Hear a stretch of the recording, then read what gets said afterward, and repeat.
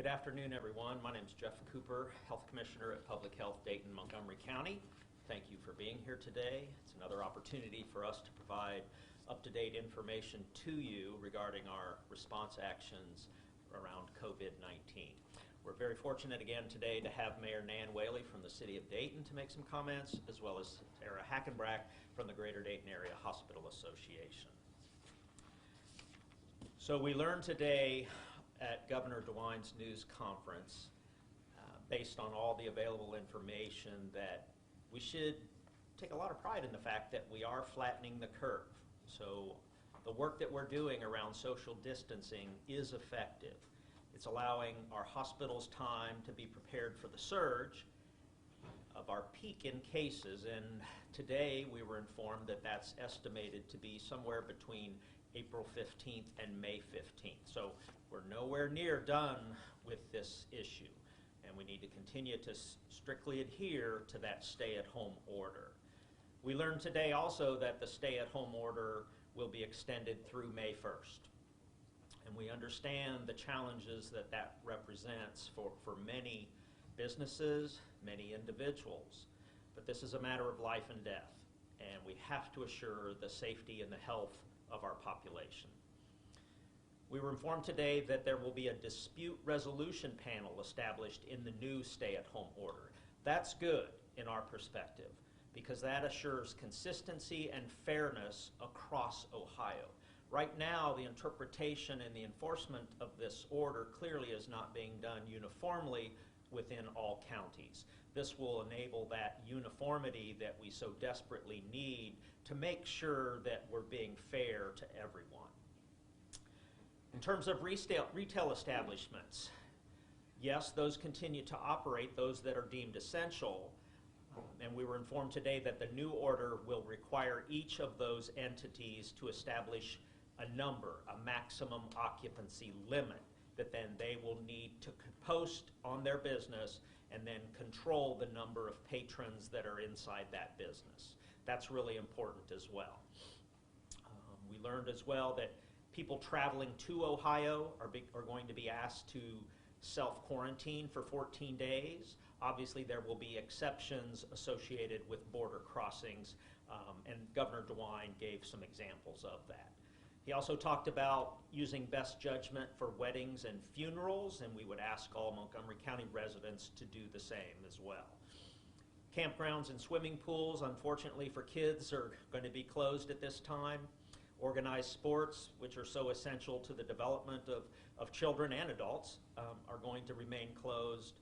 Garden centers, however, are open, as well as the state parks. However, discretion is given to the director of parks in the event that large congregate gatherings begin to occur. Those would be restricted in those parks. So regarding those retail establishments, especially grocery stores, we all understand that we need to purchase food, but we would ask you to limit the number of visits to the store. One family member, if possible, should go as opposed to the entire family, and try to go when there's a time when it's less busy. What we want to do is avoid large gatherings in those stores, as well as make sure that you sanitize the cart, as well as a basket that you may use at those stores. So we probably need to get right into the stay-at-home order and what we've been talking about the past several news conferences. So on March 30th, we informed our community that we sent an order to employers where we have received either a concern or a complaint, whether it be from an employee or the general public. And a lot of those were around whether or not that business or operation was essential versus non-essential. And then if they were essential, there were concerns around the social distancing measures within the order. So our order required those employers to submit to us information. And we indicated yesterday at the news conference that our inspectors had reached out to approximately 360 locations. So that number, and hopefully we can make this clear, that number represents those that received the written order from us, as well as others where we've received no complaint or no concern, but as part of our public health service, they were located in the vicinity of all those others we visited, and we simply provided guidance as well as walked through with them their compliance issues and whether or not they were social distancing. So it was a public health service that we provided. So we currently have a list of 216 what we would call businesses under investigation. We will post that list now on our website. But I would ask you to understand that that list does not infer non-compliance. We're currently reviewing all of the information that we conducted in our outreach as well as what's been submitted to us. It's voluminous, and it is going to take some time to get through all of those reviews. And the reason it's going to take time is we have to make sure that the review is thorough and that the final decision we make is the correct decision. The last thing we want to do is err and indicate that something is non-essential when it is, or that they're not appropriately applying social distancing measures. So we want to make sure we get this right. However, when you look at that list, and it'll be on our website, it's very obvious that some of those entities are non-essential. And so very likely tomorrow morning we will be issuing 12 immediately cease operations orders to 12 of those businesses. They are clearly not essential.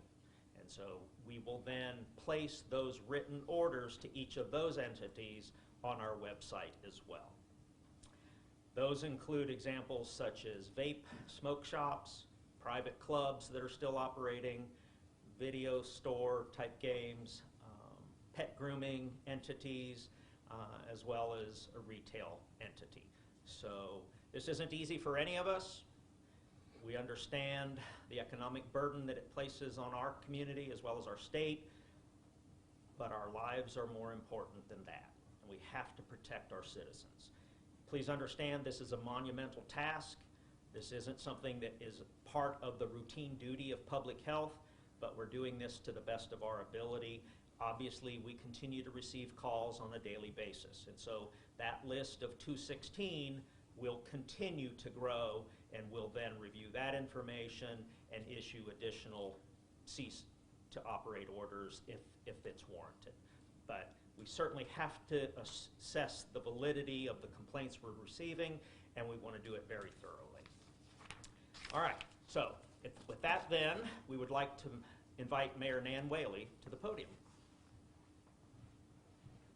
Thanks, Commissioner.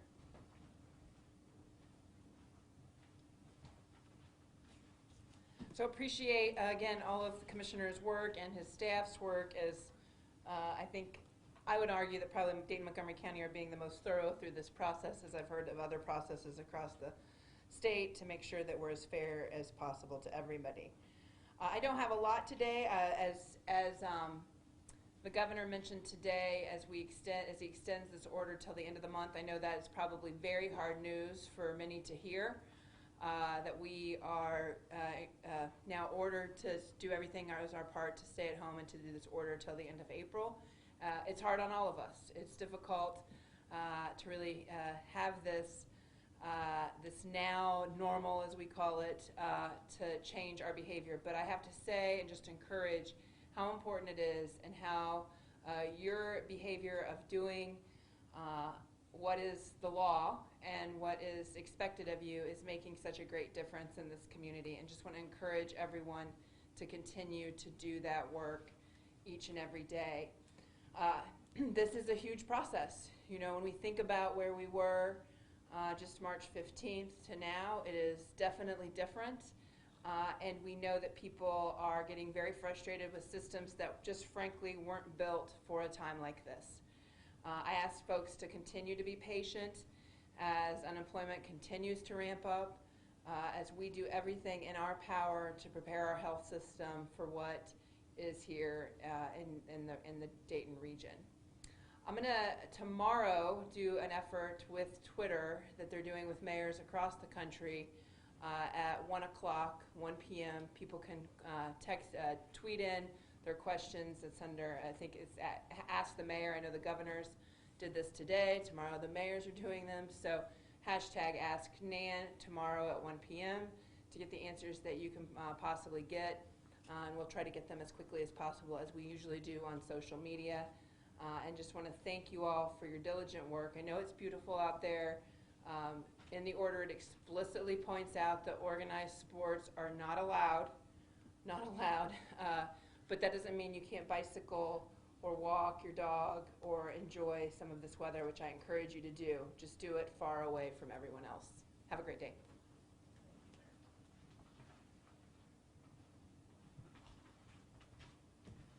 Thank you for those comments, Mayor Whaley. And next we have Sarah Hackenbrack.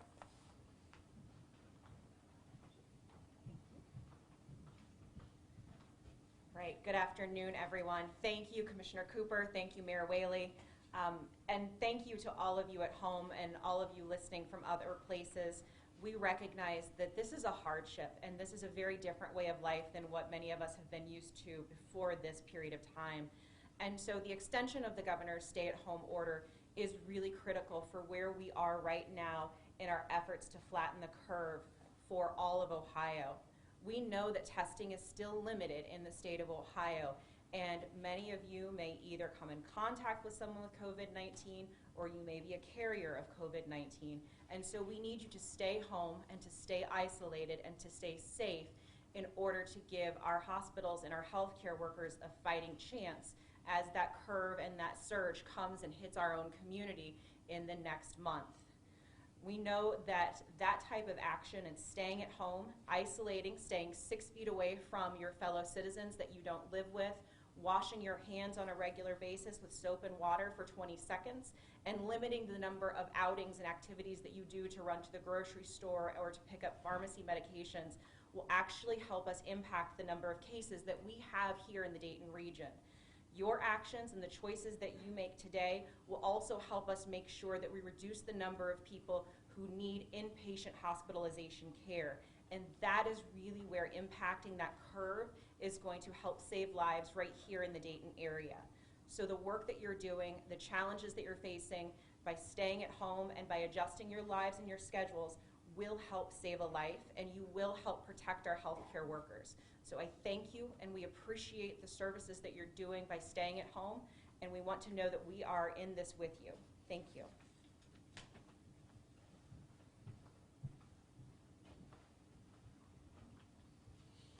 Thank you, Sarah, for those comments. Are there any questions? Yes, I do have a question. So basically those businesses that you were talking about, I know you mentioned like vape shops and everything like that. Are these people letting customers into the store, or are they not allowed to do like pickup and stuff like that? So the question was for the companies that or the businesses that we've talked about that will get a cease operation order from us, are they allowing customers into the store and or are they allowing curbside pickup? These are entities that are continuing to operate business as usual. How many calls have you guys had just in general? Oh yeah, I'd have to defer to our public information officer, but certainly, yeah, thousands. Yeah. So keep in mind that list. Some of those are obviously repeat calls regarding businesses, and so those are the ones where we want to focus a lot of effort on initially. And when it comes to the inspectors deciding if they're essential or not, what exactly are they looking at? So whether or not, so the question is, how does an inspector determine whether or not it's essential versus a non-essential business or operation? Certainly we need to review and understand what is in the order. We are conferring with other health departments across the state regarding consistent interpretation. Plus we are also reviewing the specific information that is submitted by that entity, and it's a lot of detail. Some of the information that's been submitted is proprietary information to where we can get a real good understanding of what their actual business entails, because we routinely are not in those businesses. After the cease orders are sent out, if they continue to operate, what's next?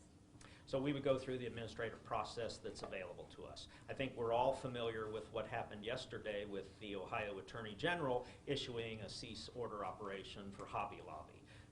I don't know that that'll be at our discretion per se, but we would certainly work through the Montgomery County Prosecutor's Office and take appropriate enforcement action. And when it comes to limiting how many people are going to be in stores due to what the governor said today, what's that number going to look like? So the question is, based on what the governor indicated in terms of setting a maximum occupancy for those retail stores, what will that number look like? Obviously, he's leaving that number to the discretion of that business. We would encourage those businesses to reach out to us to help us, to allow us to help them set that number. I think we have a lot of experience in terms of, in public health, in terms of social distancing, so we can help them determine that number. It's going to be different depending on the setup of the facility, but at all times, you should be social distancing, physical distance of 6 feet, making sure you're spacing within that facility. It's not crowded. I think everyone viewing this today understands what a crowd is and what is not a crowd. Can people still make phone calls to that number, or can people still make phone calls? So the question is, can people still make phone calls to the public health information line number? Yes, that number is 937-225-6217. Will you be releasing a list at any time of the businesses that you have to have contact with, maybe shut down? Yes, so what we will do, every time we have a cease operation order, we will place that order on our website. So you'll see that for each facility that we have to take that action. I have another question, but it's for Sarah.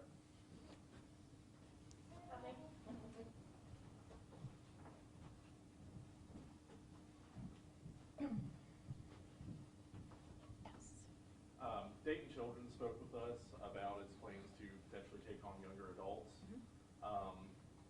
What other facilities outside of traditional adult hospitals has the region identified as places patients may be able to be treated? So we are still finalizing our regional plan for external surge capacity outside of our short-term acute care hospitals, and we are also finalizing the crisis capacity component of that plan, hoping to have more information that we can push out publicly by late this week, early next week. And I have another question for Commissioner Cooper. I know whenever we first talked about businesses, remaining open in this time, you were hoping action wouldn't have to be taken. Are you kind of shocked to see the amount of complaints and kind of businesses still deciding to do this? So the question is, are we shocked? Is public health shocked about the number of complaints we've received as well as actions that may need to be taken? No, we're not. I mean, I think it sends the message that our citizens are taking this stay-at-home order very seriously. Have you had a lot of citizens complain about the, practices of their employers? So the complaints have been around whether or not the facility or the business is essential versus non-essential, as well as the actions that business has been taking around social distancing provisions in the order. So yes, both. So are you guys kind of checking on how they're handling all So of we that? are reviewing the criteria for essential versus non-essential, as well as the steps they have taken to meet the social distancing requirements in the order. Yes, we're doing both. And do you know what the current numbers are for Montgomery County for the COVID cases? That's just one. I don't know that. If I remember correct, the question is how many confirmed cases are there in Montgomery County? We stopped reporting that because the actual number of cases are so much larger. I think the last we checked, it was around 47 confirmed. That's obviously a gross underestimation of the true number of cases in our community. So I would ask viewers to not focus on that confirmed number. One of the reasons that the Ohio Department of Health still tracks that confirmed number is keep in mind as we get to our peak, and then as we start to come out of this quote, community or pandemic spread, the state's going to need some criteria under which to say we can remove this stay-at-home order. And ideally, some of the criteria they will likely use is on a daily basis, we would see starting a reduction in the number of reported confirmed cases. That's why the state's tracking it. It's on their website too. Yeah. You guys good? Okay. Oh, wait, we have phone questions here. Oh. Sorry, Chris. We have a question on the phone. Chris, do you have anything? Sure. Yeah, I do have one question. This is the new dispute resolution system set up, and if a cease order is given, does the company now have a grace period at all? Before Is they grace go period. through that resolution, or do they have to close immediately? Are you referring to the state dispute resolution process? Yes, I am. So the question is, with what the governor announced today in the dispute resolution process, is there going to be we don't know the specifics, Chris, I guess would be the answer. That's not been shared with us, and we haven't seen any of that information. The governor did indicate, or the lieutenant governor, one of them today, indicated that there would be no appeal process, so the decision would be final. Okay. Well, so the decision of that resolution, of the dispute resolution process, right? Of the dispute, right, of that dispute resolution panel, and that's at a state level. So, right, so if somebody's going to, if a company plans to dispute it, Okay? and they're given the order by, say, public health data in Montgomery County, Right. they have to cease operations.